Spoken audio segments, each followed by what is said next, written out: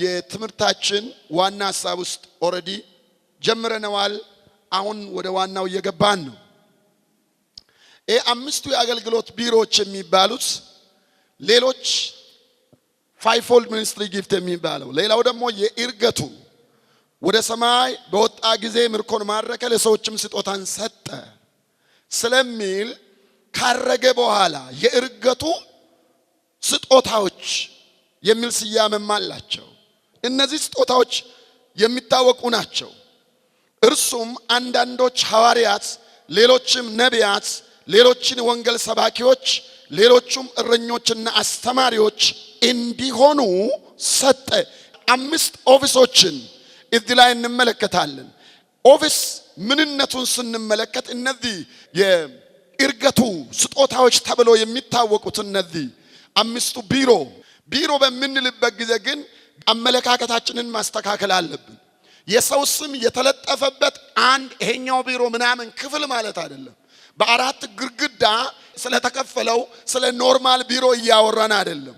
ነገር ግን ወንጌላዊ ሆኖ ሐዋርያ ሆኖ ነቢይ ሆኖ ለቤተ ክርስቲያን ስለተሰጠው ሰውዬ ነው የምናወራው። ሰውን ነው ቢሮ ያልነው እዚህ ቦታ። ወንጌላዊ ተደርጎ የተሰጠ ሰው፣ ሐዋርያ ተደርጎ የተሰጠ ሰው፣ ነቢይ ተደርጎ ስለተሰጠ ሰው ስለ ሰውዬው ነው። ግልጽ ነው እንጂ ኖርማል እና እኛ የምናውቀው አራቱ ግድግዳ ቢሮዎች እያልን አይደለም። ይሄ መታወቅ አለበት። ኢየሱስ ክርስቶስ መለኮታዊ ስርዓትንና ምንድነው የነዚህ አገልግሎቶች 5ቱ የዘረዘርናቸው ቢሮዎች ትልቁ አገልግሎታቸው ምንድነው ብለን ስንናገር ኢየሱስ ክርስቶስ መለኮታዊ ስርዓትና አመራር በቤተ ክርስቲያን እንዲሰፍን አካሉን ለመገንባትና ለማነጽ ታላቁን ተልእኮ በብቃትና በሙላት ለመፈጸም ለስሙ ክብር የተሰጡ ስጦታዎች ናቸው። በአንደኛ ቆሮንቶስ 12 ላይ የተዘረዘሩት ለእያንዳንዱ መንፈስ ቅዱስ እንደሚፈቅደው ይሰጣል የተባለው እዛጋ ስጦታ የተባሉት በልሳን መናገር ነው። በልሳን የተነገረውን መተርጎም ነው። ተአምራትን ማድረግ ነው። ሌላው ደግሞ ጥበብን የመናገር ስጦታ ነው። እዚጋ ግን ስጦታ የተባሉት ትንቢት አይደለም። እዚጋ ሰው ነው። በዚህ ጸጋ የተሞላ ክርስቶስ ጠርቶ ጸጋውን በውስጡ አስቀምጦ ሰውየውን ነው ስጦታ አድርጎ ለቤተ ክርስቲያን የሚሰጠው። ስጦታ የተባሉት ይሄ ነው። ሰጪው ማን ነው? ክርስቶስ ነው። ለምንድን ነው የሚሰጡት? መለኮታዊ ስርዓት እንዲሰፍን፣ መለኮታዊ አመራር በቤተ ክርስቲያን እንዲሰፍን፣ አካሉን ለመገንባትና ለማነጽ። የተኛውን አካል ከዓለም የወጣችውን ነካ። እዚህ ጋር በጣም ጥንቃቄ ማድረግ አለብን። ምንድነው እያልኩ ያለው? ባይ ዘ ወይ አንድ ጣት ምን ያህል ቆንጆ ይሁን ፊት ማጠብ አይችልም። ምንም አገልግሎት መስጠት አይችልም። አንድ ጣት አያጎርስም፣ አያበላም። ጣት እያለ በረሃብት ይሞታል። ከነዚህ ስጦታዎች መካከል የተኛውንም ስጦታ በሌላው ስጦታ ላይ በማግነን ያለ አገባብ መጠቀም የራሱ ችግር አለው። ጌታ ኢየሱስ ክርስቶስ ሐዋርያነትና ነቢይነትን ነጥሎ ለቸርች አልሰጠም። ሁሉንም አንድ ላይ ነው የሰጠው ለቸርች፣ ለቤተ ክርስቲያን፣ ለአካሉ። ስለዚህ ቤተ ክርስቲያንም ክርስቶስ በሰጠው መሰረት ነው መጠቀም ያለባት እንጂ አንዱን ከውስጡ ነጥላ መጠቀምና መጥራት አትችልም። 4 ነጥብ። በዛ አይነት ሁኔታ የሚተድ ከሆነ ደግሞ መንፈሳዊ ስርዓትና አመራር መስፈን ቤቱን ለመገንባትና ለማነጽ የሚባለውን ነገር ከግቡ ማድረስ አትችልም። መልእክት አለኝ ለኢትዮጵያ። አንዳንድ ሰዎች ሲናገሩ ዘመኑ የነቢያት ዘመን ነው ይላሉ። እኔ በትንቢት አምናለሁ፣ በነቢይነት ስጦታ አምናለሁ። እግዚአብሔር ነቢያቶችን እያስነሳ እንዳለ አምናለሁ። ነገር ግን የነቢያት ዘመን የሚባለው መለከት ኦሬዲ ሮንግ ነው። የነቢያት ዘመን ተብሎ በመጽሐፍ ቅዱስ ውስጥ የተጻፈ የነቢይም ዘመን የለም፣ የሐዋርያም ዘመን የለም፣ የፓስተርም ዘመን የለም። ዘመኑ የጌታ ነው። ዘመኑ የወንጌል ነው። አምስቱ ኦፊስ ሳይበላለጡ አንዱ በአንዱ ላይ ሳይሰለጥን አንዱ ታናሽ አንዱ ትልቅ ሳይሆን አንዱ የበላይ አንዱ የበታች ሳይሆን በእኩልነት ቤተ ክርስቲያንን ቅድም እንዳልኩኝ መለኮታዊ ስርዓትንና አመራርን በቤተ ክርስቲያን ለማስፈን አካሉን ለመገንባትና ለማነጽ ታላቁን ተልእኮ ከግቡ ለማድረስ የሚሰጡ ስጦታዎች ናቸው። እንዴት ነው የሚያገለግሉት? ተጣምረው ተያይዘው ከአንድ ጌታ የፈለቁ ናቸው። ምንጭ ያልተጣላውን በብርጭቆ ቀተህ በብርጭቆ የተቀዳውን ውሃ ታጣላ። የነቢዩ ምንጭ ኢየሱስ ነው። የሐዋርያው ምንጭ ኢየሱስ ነው። የወንጌላው ምንጭ ኢየሱስ ነው። የአስተማሪው ምንጭ ኢየሱስ ነው። ስለዚህ ምንጫቸው አንድ ከሆነ በአገልግሎት ሜዳ ላይ የሚደረገው ውድድር ፉክክር አንዱን የበላይ የበታች የማድረግ ያለማወቅና ከእግዚአብሔር ቃል ውጪ የተሰጠንን ስጦታ የመጠቀማችን አንዱ ምልክት ነው። ቀጥለን እንመልከት። በእነዚህ በአምስቱ የአገልግሎት ቢሮዎች የእግዚአብሔር ኃይል፣ ጸጋ፣ ሕይወትና እውነት ወደ ቤተ ክርስቲያን ይተላለፋል። ቻናሎች ናቸው። በአንዱ ብቻ አይደለም። በአምስቱ ቢሮዎች የእግዚአብሔር ኃይል፣ የእግዚአብሔር ጸጋ፣ የእግዚአብሔር ሕይወት፣ እውነት ወደ ቤተ ክርስቲያን ይፈሳል። አስተላላፊዎች እንጂ አመንጪዎች አይደሉም። አስተላላፊዎች ናቸው። ያ ብቻ አይደለም። ከሙታን ከተነሳው የኢየሱስ የተሰጡ የጸጋ ስጦታዎች ናቸው እነዚህ። ከሙታን ተነስቶ ወደ ሰማይ ያረገው ጌታ። ሌላው ክርስቶስ እንደገና አካሉ ለሆነች ቤተ ክርስቲያን ራሱን የሰጠበት መንገድ ነው። እነዚህ ስጦታዎች ምንድናቸው? ወደ ሰማይ ኦልሬዲ በሞት በትንሳኤው በዚች ዓለት ላይ ቤተ ክርስቲያንን እመሰርታለሁ ብሎ የተናገረው ኢየሱስ ቤተ ክርስቲያኑን ነፍሱን ሰጥቶ ከመሰረተ በኋላ እንደገና ደግሞ ሰጠ ራሱን ለቤተ ክርስቲያን። በምን በኩል? በእነዚህ ስጦታ በኩል። የክብር ተስፋ ያለው ክርስቶስ በእናንተ ዘንድ መሆኑ ነው ይላል ቆላስይስ 1:27 ላይ። ይህ በእኛ ዘንድ የሆነው ክርስቶስ በእነዚህ ስጦታዎች በኩል ወደ ቤቱ ይፈሳል። ክብር ለስሙ ለዘላለም ይሁን። ስለዚህ እንደገና ራሱን የሰጠበት እንደሆነ እናያለን። አስተማሪ፣ ነቢይ፣ ሐዋርያ፣ እረኛ፣ ወንጌላዊ እነዚህ ናቸው ፋውንዲንግ። በእነዚህ ውስጥ ነው ቤተ ክርስቲያንን ጌታ ኢየሱስ ክርስቶስ ቅድም እንዳልኳችሁ ለማነጽ ለመገንባት መለኮታዊ ስርዓት እንዲሰፍን አድርጎ ከመሰረተ በኋላ እነዚህን ሰርቶ ሰጠ ለቤቱ። ሌላ አንድ ነገር ልንገራችሁ። ከሰማይ ወደ ምድር የወረደው ሊዋጀን ነው ኢየሱስ። ከምድር ወደ ሰማይ ደግሞ ያረገው ሊያከብረን ነው። የአገልግሎት ቢሮዎቹ ወደ ሰማይ ያረገው ጌታ አካሉ ለሆነች ቤተ ክርስቲያን መንፈሳዊ ስርዓትና አመራር ሊያሰፍን የተሰጡ ስጦታዎች ናቸው። ሊያከብረን የሄደው ጌታ መጽሐፉ እንደዚህ ነው የሚለው ኤፌሶን ላይ እንደዚህ እርሱም አንዳንዶችን ሐዋርያት፣ አንዳንዶችን ነቢያት፣ አንዳንዶችን እረኞች፣ አንዳንዶችን የወንጌል ሰባኪዎችና አስተማሪዎች እንዲሆኑ ሰጠ ይላል። እዚህ ጋር አንድ ነገር አለ። ሰጪ አለ፣ ስጦታ አለ፣ ተቀባይ አለ። ሰጪው ማን ነው? ጌታ ኢየሱስ።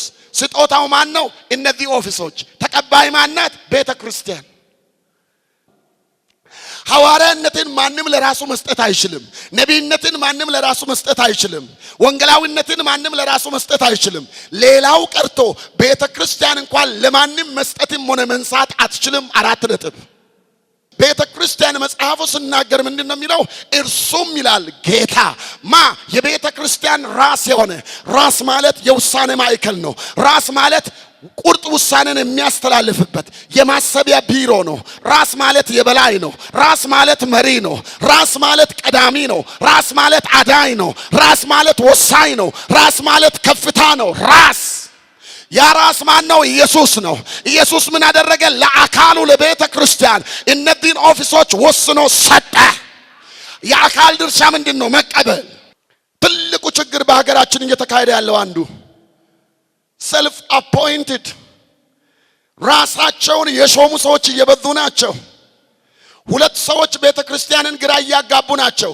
ራሳቸውን የሾሙና ቤተ ክርስቲያን ያለ ኢየሱስ ዕውቅና የሾመቻቸው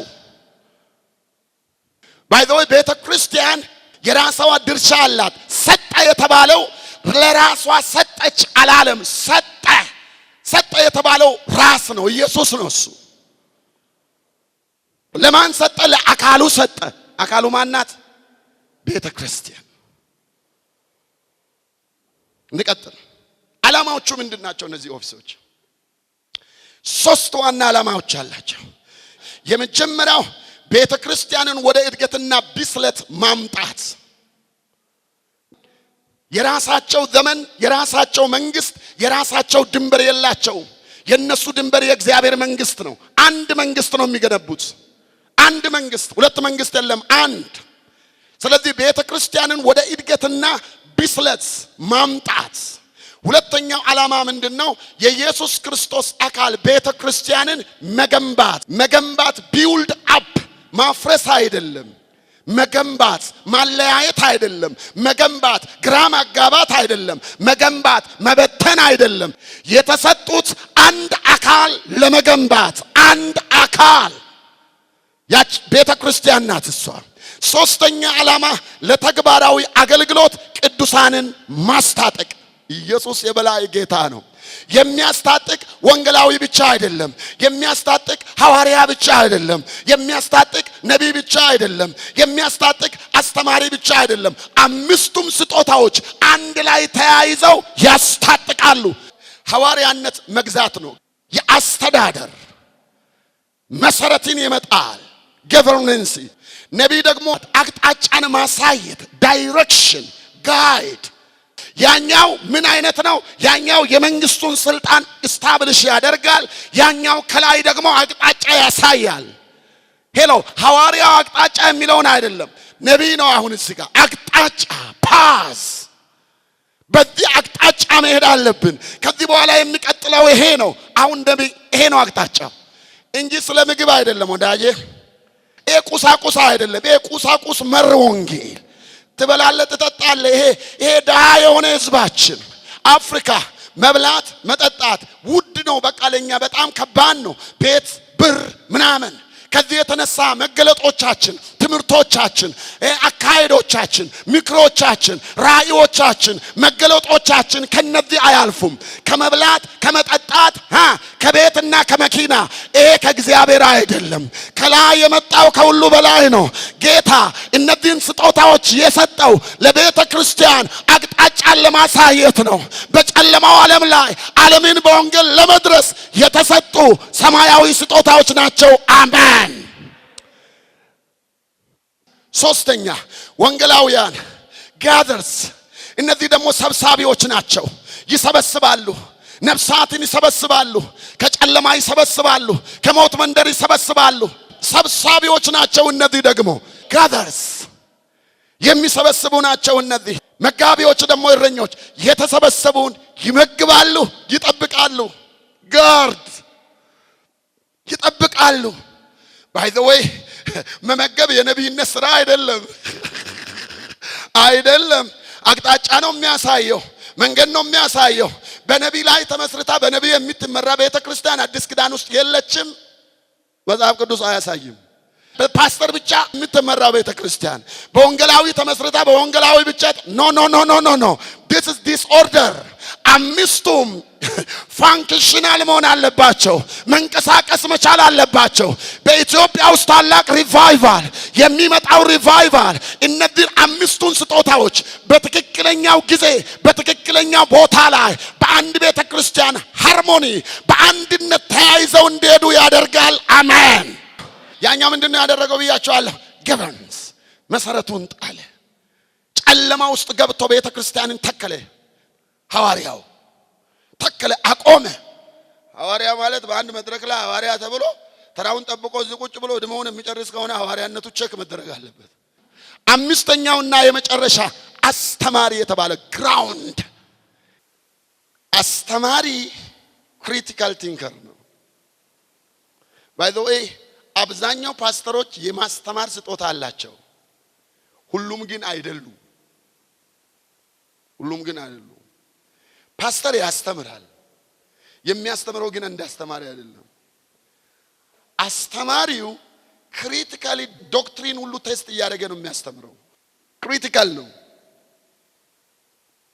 ከአስተምሮ ጋር ነገሮች እንዳይፋለሱ ዲፕ ኤንድ ዋይድ ቲንክ ያደርጋል አስተማሪ። ሐዋርያት መግዛት፣ ገቨርንስ፣ ነቢያት መምራት፣ አቅጣጫን ማሳየት፣ ወንጌላውያን ነፍሳትን መሰብሰብ ጋዘርስ፣ መጋቢዎች እረኞች ጋርድ መጠበቅ፣ አስተማሪዎች ደግሞ ግራውንድ በጥልቀት ሰውየው እንዲቆም ማድረግ። ሌላው የአምስቱ የአገልግሎት ቢሮዎች የመጨረሻ ውጤታቸው ምንድን ነው የሚጠበቁት ከነሱ? ኤፌሶን 13:16 the end result የመጨረሻው ውጤታቸው ምንድን ነው? የመጨረሻ ውጤታቸው 3 ላሳይ። በኤፌሶን 4:13 እስከ 16 ባለው መሰረት የመጀመሪያው በክርስቶስ ኢየሱስ ባለው የእምነት አንድነት ቤተ ክርስቲያንን ማጠንከር። ይሄ ነው እንግዲህ አንድ ላይ ከሰሩ ተያይዘው ከሄዱ በኋላ የሚመጣው ውጤት ምንድነው? በክርስቶስ ኢየሱስ ባለው እምነት አንድነት አንፈጥርም፣ አንድነትን እንጠብቃለን እንጂ አንድነታችን የተፈጠረው ወይንም የተሰራው በሞትና በትንሳኤው ነው። የአብያተ ክርስቲያናት አንድነት በአብያተ ክርስቲያናት አይመሰረትም። ኦልሬዲ የመሰረተው ኢየሱስ ነው። ግን እንጠብቃለን፣ መሰረቱን አንድነቱን እንጠብቃለን እንጂ አንድነት መፍጠር አንችልም። ባይዘው አንድነት የተፈጠረው በኢየሱስ ነው።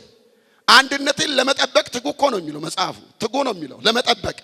እኛ ማድረግ የምንችለው አንድነትን ያለ መጠበቅ እንጂ መፍጠር አንችልም። ያለ መጠበቅ እንችላለን፣ ቸል ማለት እንችላለን። የፈጠረው ግን ኢየሱስ ነው። ኦኬ። ሁለተኛው ቤተክርስቲያን ሙሉ ሰው ወደ መሆን። ሙሉ ሰው ማለት ምን ማለት ነው? በጎን ክፉና ደጉን መለየት ወደ መቻል ማቹሪቲ፣ የህይወት ብስለት።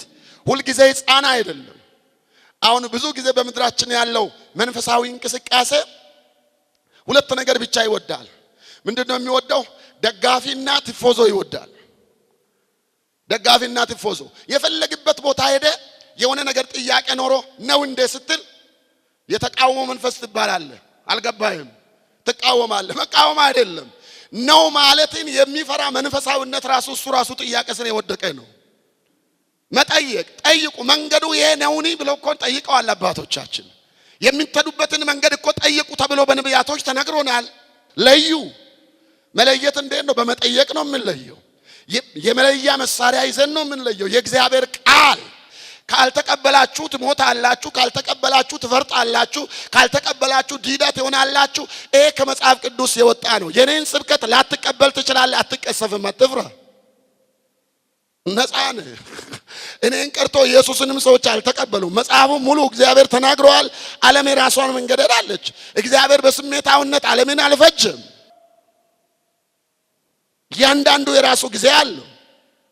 ስለዚህ መጠየቅ ኃጢአት አይደለም። መጠየቅ ለዩ ያለው ጌታ ነው። አንዱ ይናገር ሌላው ይዘም፣ ሌሎች ይለዩአቸው። እንዲህ ማለት ምን ማለት ነው? መለያ አለ ማለት ነው። ድንበር አለ ማለት ነው። ሚዛን አለ ማለት ነው።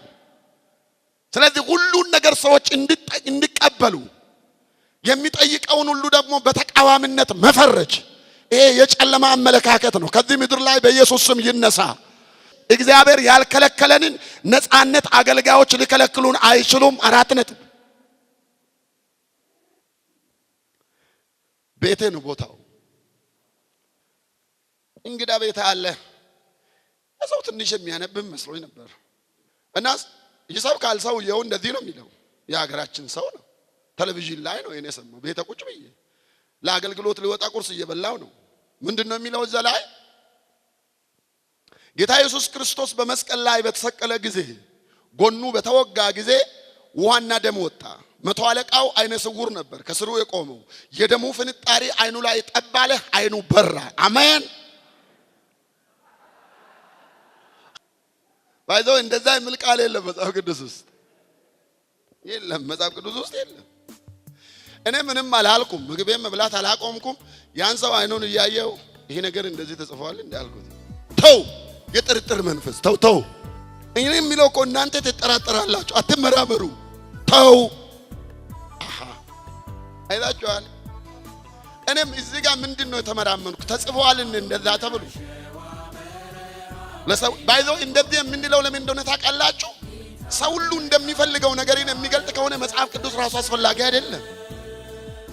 የእግዚአብሔርን ቃል በቅንነት ለመናገር ትክክለኛውን ነገር ባይዘው ትጋ እኮ ነው የሚለው የማያሳፍረው ያንን አቋም ይዘ የእግዚአብሔርን እውነት የጠራውን ነገር ለመናገር ተው አለ። እኔ ያልኩ አንድ ነገር ነው። ተጽፏል ወይ እንደዛ ተብሎ የምናገር ብኖር እንደ እግዚአብሔር ቃል ዶንት ከዚህ ነገር ላይ አትጨምር አትቀንስ የተባለውን በል። ይሄ ምድራችን አንዱ ቻሌንጅ ነው። አምላኬ ታማኝ ነው በመንገዱ